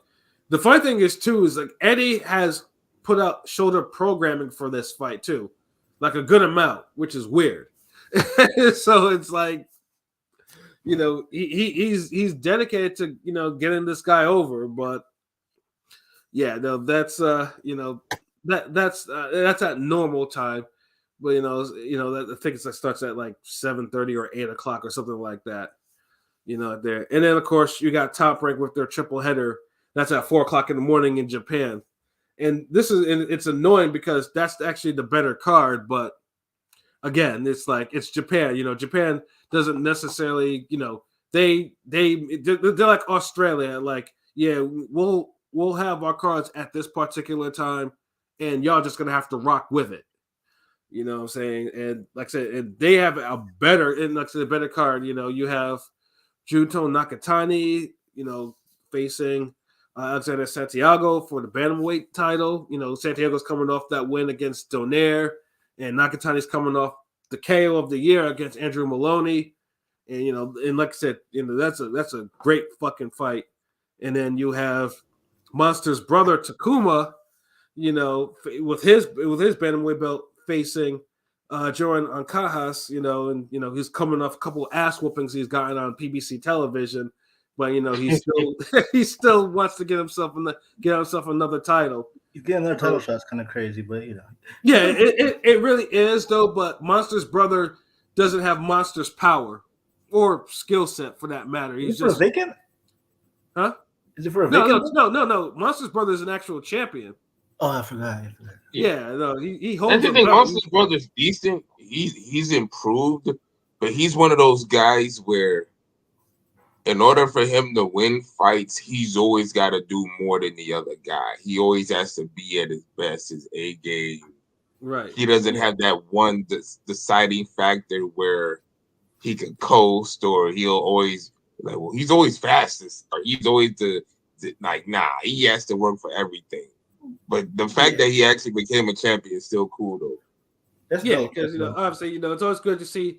I mean, some brothers, Marcellus Wilder, they don't become anything, bro. Like, they stay in the shadow and they accuse their big brother of doing horrible things. I mean, but I don't know. That sounded mad real, though. Yeah. Like, I don't know. Where there's smoke, there's fire. I mean, honestly, I believe it too. I mean, I believe. That's what I'm saying. I believe it. Like, because the way you were saying it, I was like, all you just go back to is the damn when fucking his brother wanted to debut that fucking cruiserweight. Wilder came out talking about he think he might come down the cruiserweight and win a belt there. Like, yeah, if you'll say some shit like that, nigga, you'll go after your brother's leftovers or go after his chicks and all that shit. You pulled Nino Brown on G Money, huh? yeah, and it's like, you married, nigga, and you married and you got a baddie. So it's like, damn, bro, like, that's just kind of weak. Yeah, it's funny things too, because I remember the first person to knock out Marcellus Wilder, it was like, it wasn't televised, but apparently dude gave an interview and he was like, Wilder and Deontay was like, gave him respect for knocking his brother out instead of being pissed. Yeah, I'm like, damn, Wilder, like, really? Meanwhile, this nigga want Floyd to respect them, like, bro. Yeah, he's like, please, Floyd, like, I'm like, please, I'm your successor for boxing and black heavyweights and black fighters in general, and you don't move you took like it to a welterweight, bro. Yeah, exactly. Like that shit is fucking, that shit will never sit right with me. Like how he did that, like, it's like that, like, the heavyweight champion should never pander to a fucking welterweight. Like that it never happened before. Yeah. I can't imagine damn Mike Tyson asking the guy at the front of the club, like, yo, man, can I get in? I heard Sugar Ray Leonard's in there. I gotta meet him. Or like, what? I mean, Floyd basically, I won't say runs PBC, but he's, he kind of, made PBC in a sense, So. No, but see, there's a difference. Whereas, when Joshua, we talking about boxing, not companies, though, man. Yeah, but there's a difference though. When Joshua is in Floyd's presence, you can tell Joshua is the alpha in that situation, not Floyd. Like you can tell, like the whole, because you can tell because that UK situation, that viral UK shit. Yeah, and like you can tell. But that is the vibe you get though. Yeah.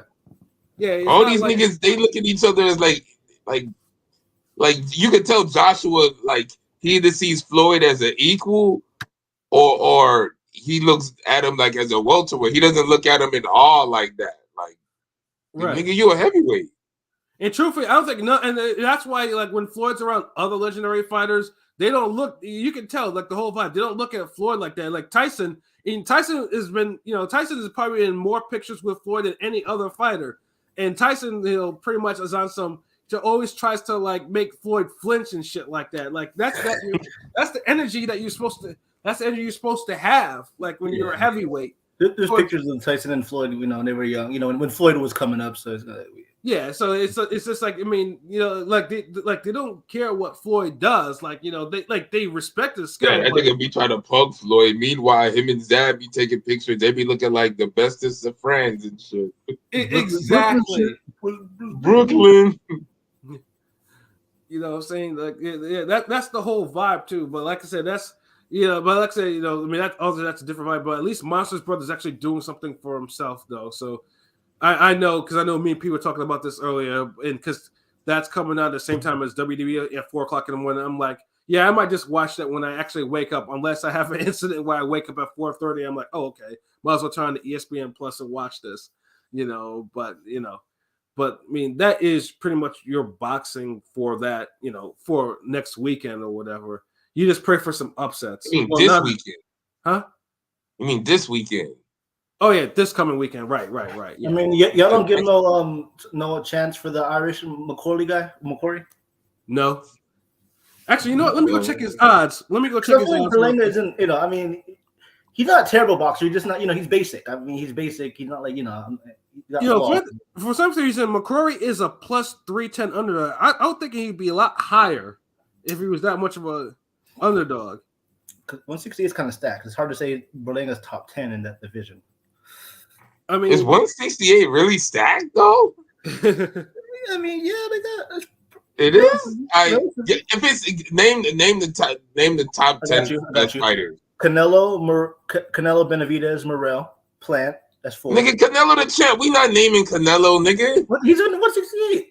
Okay, fine. Dude, he the champ. We don't care about Canelo. Canelo not even fighting the niggas there. Like, don't even name Canelo. Okay. The dude Canelo won't fight. David Benavidez, David Morrell, Plant, probably Mbele's up there. Munguia. That's 5. Hold on, I'm drawing blanks. Oh shit. I know, right? Oh, well, the dude Pacheco's nice. Pacheco's pretty good. I think Pacheco's up there. That's 6. Shishkin. There's the guy, the Canadian guy, Bazinian. I didn't give you one, so I mean, damn. But there's a Canadian guy, Bazinian, who they should fight. And Billy should fight him since they're on Top Rank together in Canada. I mean, this ain't screaming stacked. This is screaming like. Okay, it's top heavy. Okay, the top 5 is pretty good. Dude, 140 is stacked, nigga. This is more like snacks. I'm saying 168 is one of the stronger divisions in boxing right now. That's all. I'm just saying, it's not the strongest, but I'm saying it's not 168, one of the stronger, like. I mean, there's 140. Dude, the heavyweight's better than 168. Okay, 168 is probably a top 3 or 4 division. I feel like. Maybe I'm wrong. Top 3 or 4. Okay, hold on. Is it better than 154? Right now, yeah. Really? No. Right now, I'm just amazed at the fact that McCrory is not as big as underdog on these odds as I thought he should be. Like 640 for a KO win for him, or 680 for a decision. Like these should be a lot higher. Like they must not the people that they must not think odds makers must not think too highly of Berlanga. Like Berlanga has a plus 106 for decision and a plus 224 KO. Like that's actually apparently I must be missing something because McCrory doesn't look all that crazy to me. I watched one of his fights, but these odds are kind of crazy. They should be much higher. Well, hold on. Maybe they still meet on, bro. It'll be what's the better division to you, 168 or lightweight 135? Lightweight. What you think? Talking about 135? What do you think, Patter P? What's the stronger division? Lightweight for now. 168 is kind of in a standstill right now. It's like because not a lot of significant fights are happening at 168, whereas 135, where at least we're getting some. 168, we're getting none. What's the last significant fight we've had at 168? Like what? Benavidez is the only one who's been making significant fights at 168. Benavidez is probably the only one, and that was a. But I'll give you Andre too. That was significant because that was Andre's real fight. Munguia had an accidental fight a year with what's his name? What's his fucking name? And Billy and Gangara. Well, Gangara's not really. I mean, no, I'm saying what was his fucking name? Who Munguia? Derevyanchenko. Yeah, Munguia Derevyanchenko last year. But the thing is, though, Derevyanchenko was not even a top 168 fighter. That's the problem. See, that's what I was about to say. Because look at it. Think about this. Out of the 3 notable 168 fights, 2 of those fights included guys who campaigned at 154 and 160. Yeah. That's all you need to know about 168 right now. There ain't no goddamn top 3 division. Yeah, Benavidez Plant was the only significant 168 fight because it had to happen. With 2 actual 168, with 2 real super middleweights, 2 champions, everything else was just also like, this is a good little fight for the division, but it is not okay. So even we giving you 3 fights, Like, come on, compare that to lightweight. Well, I'm just saying, I'm pretty high on Morrell, so I think that Morrell, Benavidez, Canelo. I'm going to count Canelo. He's in division. That's a high top three. Pacheco and Bailey. That's a pretty strong top. I mean, but yeah, it's a strong, but they have to. I mean, this nigga, I'm gonna count Canelo. It's like usually we don't count the undisputed champion. Like, I mean, when they have the ring rankings, nigga, or whatever rankings. You know who the champ is, but they got the top 10 there, right? Well, no, you have a top 9. I mean, I don't know. I feel like every ranking has a champion first, and then the other 9, right? Most of the rankings. It's the other 10, nigga. Ain't no top 9. What I'm saying is, the champion is always going to be number 1 usually on most rankings, and there's 9 other guys. The champion is the champion. The champion ain't number 1. Yes, he is. What do you mean? Champion's the champion. He's number 1 then. Then who's the number 1 contender? Benavidez, clearly. Then he's number 1. He's number 2. How's he number 1? Some people think he's number 1, but he's not number 1. You don't have to. Dude, you had the champ is always the champ, but then you have the number 1 contender. Yeah, that's what it is. Like you can't the champ can't be number 1 too. Like. The champ has to be number 1. What number is he? 0? What do you mean? I mean, he's number 1. He's the champ. He is no number. Okay, he's 0. We talk about the top guy in every division, right? That's the number 1 guy in the division. So, I mean, are we talking semantics or what? I'm just saying. No, we're just pick the top 10 guys.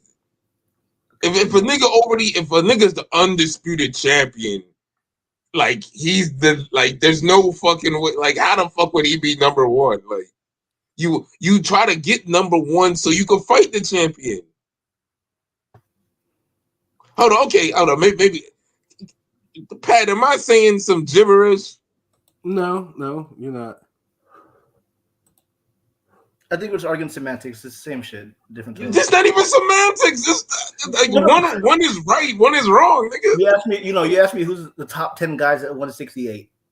I gave you never mind. Just forget it. Just drop it. It's all good. No, but you first of all, you ain't even give me top 10. You gave me like 8, and I gave you 1 of them. So you really gave me 7. Top 10 though. Most of you don't have a strong top 10. You know what I mean? So, I mean, you can't say that, and you talking about something top 3. Besides 140, there's no division that has a strong a strong 10 really, or 9, however you want to say it. Nigga, yeah, they say besides 140. Nigga, you up there trying to compare it to 140? Then he's trying to add the damn. No, I never said it was better than 140 though. I'm just saying it's one of the stronger divisions. It's stronger than welterweight, stronger than middleweight. Probably stronger than 175. It's at the same standstill as welterweight.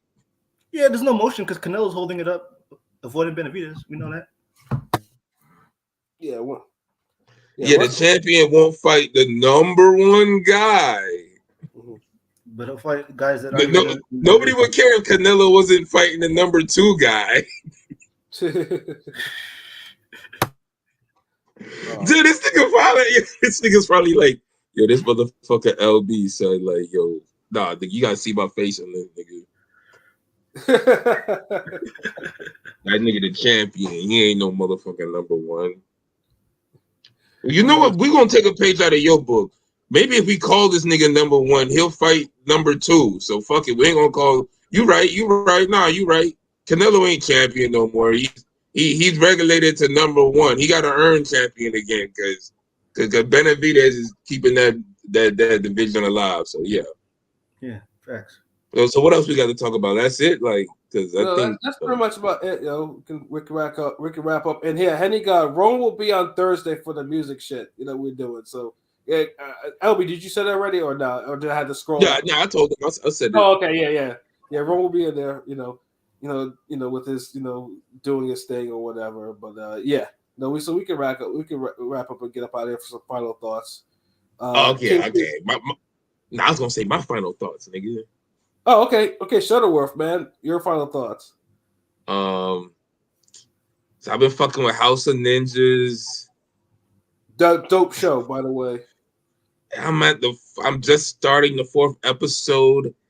It's cool. Like, it's not really blowing me away, pause, like I thought it would. Like, It's a different It's like, vibe. I think, like, I mean, it's. I mean, when you don't know what they want to be. Like, the episode 3 was kind of boring. Like, the story, bless you. It's like the story not hitting like that, and then it's like the music is so quirky, goofy, like it's just you don't know what it want to be. Like, sometimes it'll come off mad serious, and you're like, oh shit, like yeah, some shit about to go down. Then other times it'll just be like boom, like it'll be some goofy shit. Then I'll just be like, I don't know. That's the one with Michelle Yeoh, the Raisin Sun or Sun Raisin, whatever the fuck that was. Yeah, I like that because it kind of kept the same. It kind of knew what it wanted to be, like. But this shit, like, I don't know the pacing. Like, the episodes be dragging. Like, oh man, like so. I mean, it like the action. You finished it? Yeah, no, the action it goes between like levels of ninja assassin, like because the action it's brutal, it's violent as fuck. But then the it is, but it's just the storyline is like hard to connect that shit. Like it's just the story's not interesting enough for the pace it's working with for the amount of action it gives you. Yeah, I guess that's what I'm struggling with. Yeah, and then obviously we'll probably give a little bit more detailed review when LB finishes it. You know, so it's like so many. I think it's. Yeah, you liked it, like you fuck with it, like you finished it. I fuck with it, yeah. God damn, like I'm struggling, like geez, like fucking Ninja Kamui, like that shit raw as fuck though. Like a lot of ninja I just shows. watched it. I watched the newest episode before we did this shit, yo. That shit is next. Like that's so far, Ninja Kamui over Ninja House of Ninjas, definitely. Like Ninja Kamui is a dark fucking cartoon, bro. Like y'all niggas you need something to watch. Ninja Kamui right now. It's the best anime out right now. Like it's like is serious. Yes, like the animation level is like Jujutsu Kaisen, but you actually give a damn about the story and the characters and what's going on. You're not just watching it for fights and shit. Yeah, honestly, honestly, the story is a gem. So, like, if you don't understand the background of that shit, well, like you understand it. Like you'll like, yeah, that shit is serious. That shit's serious. Like, I fucks with that. I started watching Tokyo Vice again. I saw the first 3 episodes, and I ain't gonna lie, that bitch is hitting. Yeah. It picked up from the last season, and it ain't really missing yet. Like I was more into Tokyo Vice than House of Ninjas, because like after House of Ninjas, the first episode, it kind of just dropped. But then episode 2 kind of kept it going. But then episode 3 just was like, oh, come on. Like, but Tokyo Vice, like, them niggas is mad grimy. Them Yakuza niggas. And it found its foot. I mean, I like the first, because I know it was a slow burn for you for the first season. It was a little bit of a slow burn. It was a slow burn for a lot of niggas that first season. I'm just not somebody coming out of nowhere. It was a slow burn.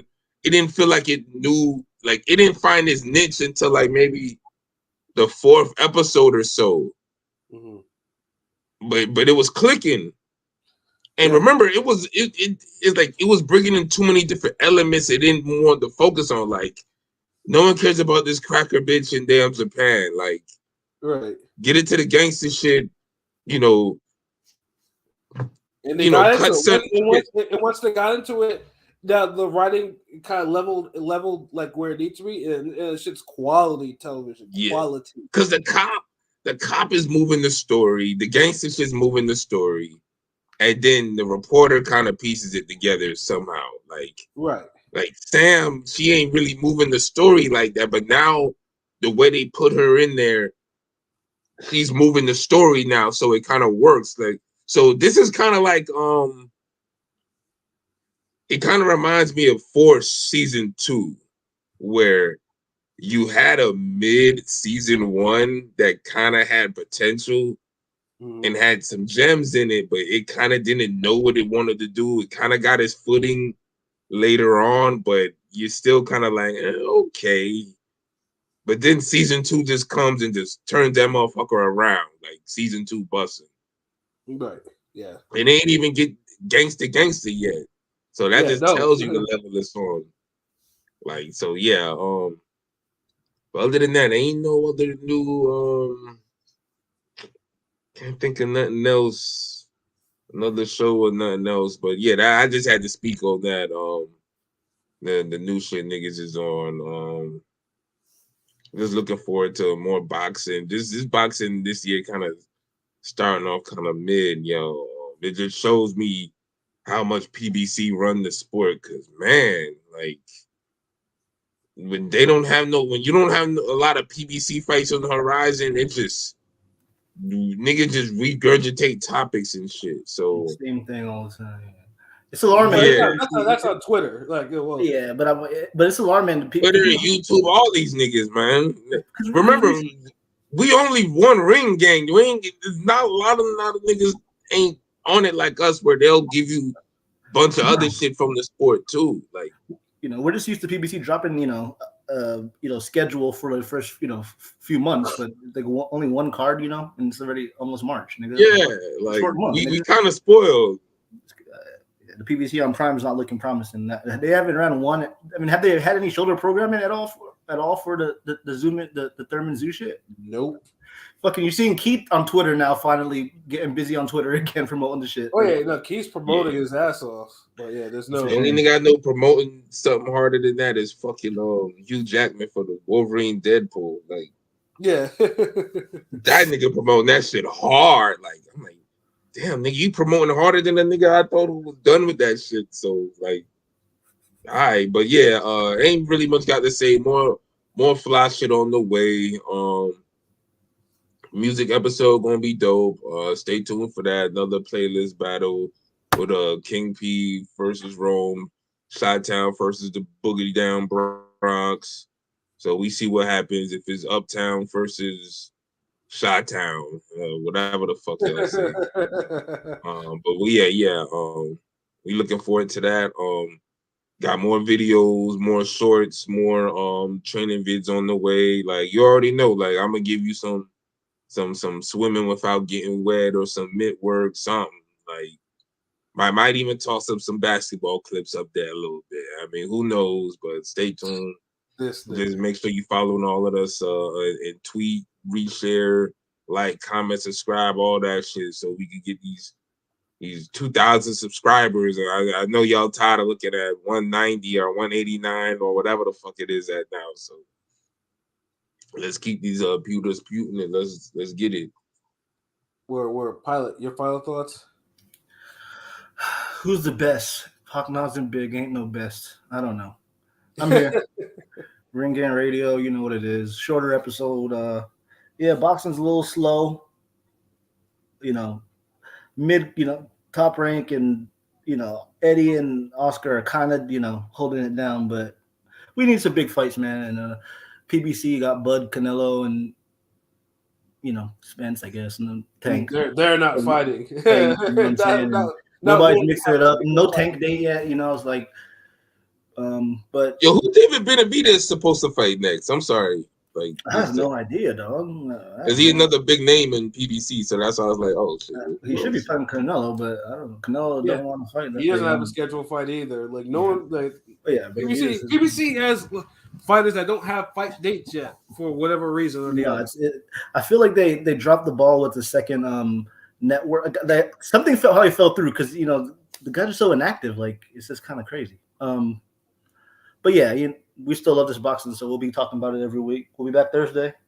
Ring Gang Radio. Word. P, what about you? No, let's wrap this shit up. No, I'm shout out to Top Rank, you know what I'm saying, for having your boy at the card, you know what I'm saying. Hopefully we do more business, in the future. But that's all I got to say. I had a good 3-day weekend. Back to work tomorrow eventually. But all good. We got more content coming soon. Y'all gonna love it. Ring Gang Radio, you know where to find us at. YouTube, Instagram, Facebook, Twitter, ringgangradio.com. So that's all I got to say. Be easy. Word. And all I gotta say is shout out to Rakhimov and Nunes. Like I said before, if you haven't seen their fight, go ahead and fucking see it, because that was like I said, caveman slugfest with Nunes coming the first man to stop Rakhimov. And Rakhimov faced enough punch. He's faced Cordina. He gave Cordina hell. He gave Jojo Diaz hell. And Nunes, whatever reason, caveman, but yeah, even he couldn't continue to take those punches that they were throwing at each other. And he was all his wins are KO. I think Sugar Nunes, all his wins are by KO. He got one loss, but all his wins are by KO.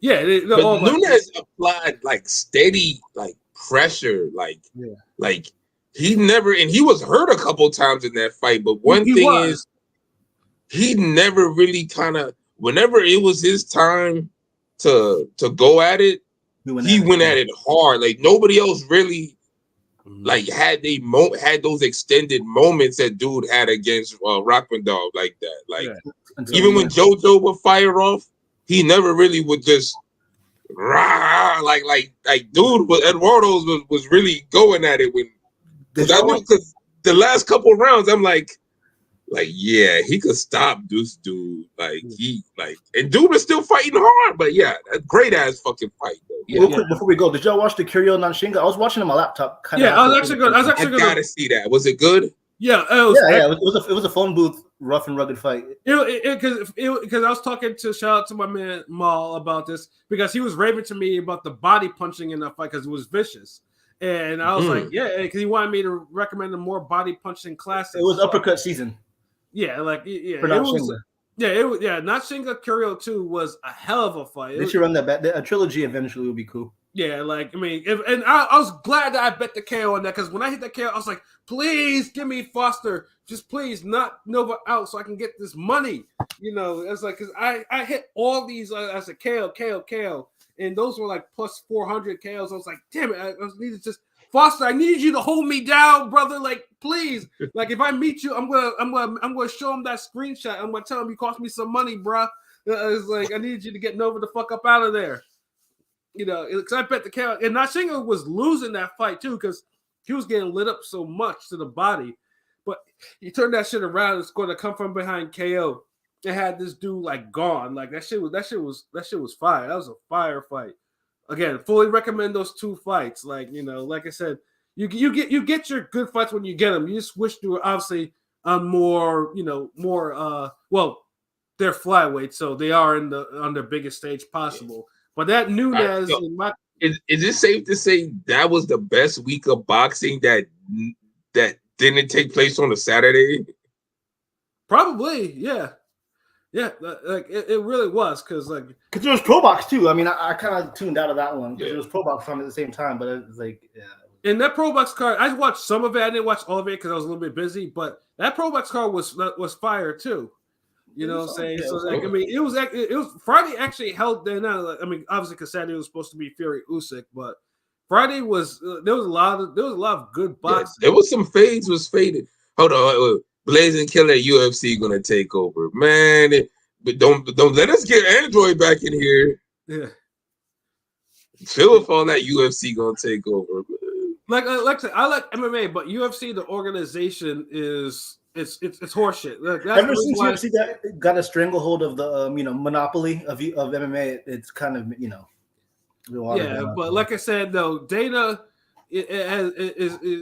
obviously Dana's now trying to pop up anything because all the stars that he had are they're either left or they want a box now because they see because there's not enough money and you get injured too easily in damn UFC and MMA, whereas boxing, more money, less type of injuries. Like no one wants to get in an injury that keeps them sidelined for 8 months, and then when you finally fight, you're taking home $25K on a stacked UFC card, pay-per-view. Like, what the fuck? Yeah. I mean, Ngannou's literally getting his...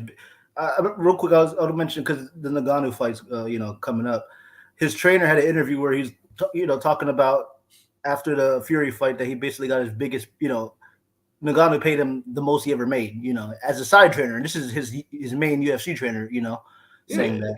And I mean, when Ngannou was champion heavyweight, like he was supposedly borrowing money from the camp and shit. Like they treat their those guys like shit. Yeah, and that's terrible. Like I mean, he was getting paid maybe at most maybe $500,000, 600,000. Which think about this, like you can have a boxing trainer could low key become rich in boxing. Yeah, or at least successful enough where they could own their own gym. You're not gonna get no fucking Freddie Roaches in no motherfucking UFC. Right. Nobody's gonna become a millionaire or a thousandaire or a guy who could run legit, run facilities as his own. You know what I mean? And they don't make the type of money that the coaches don't make. The fighters don't make shit. Goddamn what a coach's trainer ain't making shit. See, if Dana actually paid his fighters right, then I could say that then UFC could probably say, "Hey, we're making a run." And I like UFC, I like MMA, but like I said, Dana. I watch the cards, but it's Dana's business practices that's fucking up his reputation and fucking up buzz, and that's why Ngannou right now he earned $10 million for Fury, and he's earning like 20-something million for Joshua. Like, and he's pretty much surpassed his career earnings in MMA. With two boxing fights. I feel like heavyweight's the one division where MMA guy can Oh my bad. No, say it. I would say Ngannou like is in a lucky situation because I feel like MMA guys going to boxing never really works, but a heavyweight is like the one division where maybe they have a better chance, right? And Ngannou was just better than we thought he was, and Fury was just more garbage than we thought he was. Yeah. So it kind of evens out, but like I guess the one little point I was trying to make was you talked about the trainers and shit ain't really. This is what I was gonna say. See what's happening now, which is real bad for UFC. You're getting a whole generation of younger guys who are realizing that company don't really pay shit. And they're seeing their legends lose to a YouTuber and they're making exorbitant amounts of money. Right. So you got the 12-year-olds and 13-year-olds, 14-year-olds, 15-year-olds, they're looking more at boxing than they are UFC and all that other shit. And plus, like UFC, like real quick, the last part. I feel like about 7-8 years ago, UFC was kind of, their stars were kind of, they had a little run. UFC, I'd say, popularity wise. Yeah, I'm saying, like, to be honest, I mean, for a few years in the mid 2010s, UFC kind of was more popular than boxing, right? I mean, honestly, a bigger. At least it was marketed that way, but it did feel like boxing and UFC were both up there at the same time. Like when I say at the same time, because whenever boxing would have a super fight, nothing supersedes it. But then that's not happening. UFC was having events and they had stars. So I definitely could see that. Yeah, but that hasn't been the case in like maybe 6-7 years. Like Nate Diaz is literally has a Edgar Berlanga record getting paraded as a star. You know what I'm saying? It's a legend. Like I'm just saying, never won a championship in UFC. There's levels, man. That's all. Yeah, and he got a Jake Paul fight too. Like it's like but he's a legend over there and all that shit. But at the end of the day, where he had to go to get paid. Yeah. Like, and his name ain't even ringing. Like, dude, like, honestly, after Khabib retired, and what's his name, and Conor, the UFC ain't really got nobody else after that. Silver retired, John Jones. Like, what Masvidal, he ain't on it like that no more. Yeah. Fucking what's his name? Masvidal looks like he's been eating good too. Like, you saw the picture. Yeah. But I'm saying John Jones could have been, but he's a fuck up kind of. Well, he's a fuck up, yeah. Yeah, and he had his time too. So it's like they're at a moment where they don't have no new stars. And boxing, the only thing keeping UFC alive is them damn games. Let's be honest. The fan base. I mean, the fan, because the marketing and it's just the marketing, and they're getting the new game every year. Where boxing is bigger than ever with no fucking dude. Remember the last new boxing game we had was like 2 systems ago. Yeah. Well, Undisputed, the game on the computer. I heard the career mode sucks. Nigga, no one gives a fuck about no computer shit, bro. It never dropped on console. Fuck that shit. We not counting it unless it drop on the console. Yeah, it ain't the fuck. That shit don't count unless that shit come out on the console. Nah, that don't count. You just doing some shit on the weekend with your damn computer, nigga. Yeah, but real quick, Busy Killer. Only O'Malley is really the only one that kind of has a little bit of a chance. To be honest to me. Yeah, man, none of these niggas is riding stars, man. What the fuck? Bro mentioned Charles Oliveira. He's kind of washed it, right? But all right, whatever. That's like us mentioning Ray Oliveira. But yeah, no, man, I'm sorry, man. Let's go, nigga. We start having fun at the end, nigga. Like, yeah. Yeah, but like I said, I mean, UFC is like I said. I mean, UFC is cool, but like I said, Dana fucked up his promotion because now because now his stars that they came up, they're leaving to go box and they're making the money. Or in Connor's case, Connor is running up and he's now in movies with Jake Gyllenhaal on Amazon Prime. I'm pretty sure making cheddar too. So it's like, oh yeah, that comes out soon, doesn't it? Oh yeah. Yeah. I might have to fuck with that. Yo, we still gotta find this fucking Mayhem, yo. Nigga, I it's a daily thing for me now, bro.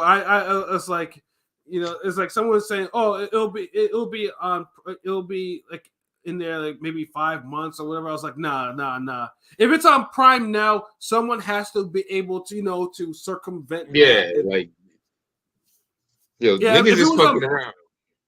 Yeah, I mean, because right now it's on Prime, but you have to pay for it. Well, because eventually after some time it will go to Prime. You don't have to pay for it, but it takes some time for Amazon. But usually by then, the ones that are kind of behind the paywall, they usually get, they find their ways to different places. And yeah, these niggas taking too motherfucking long. Yeah.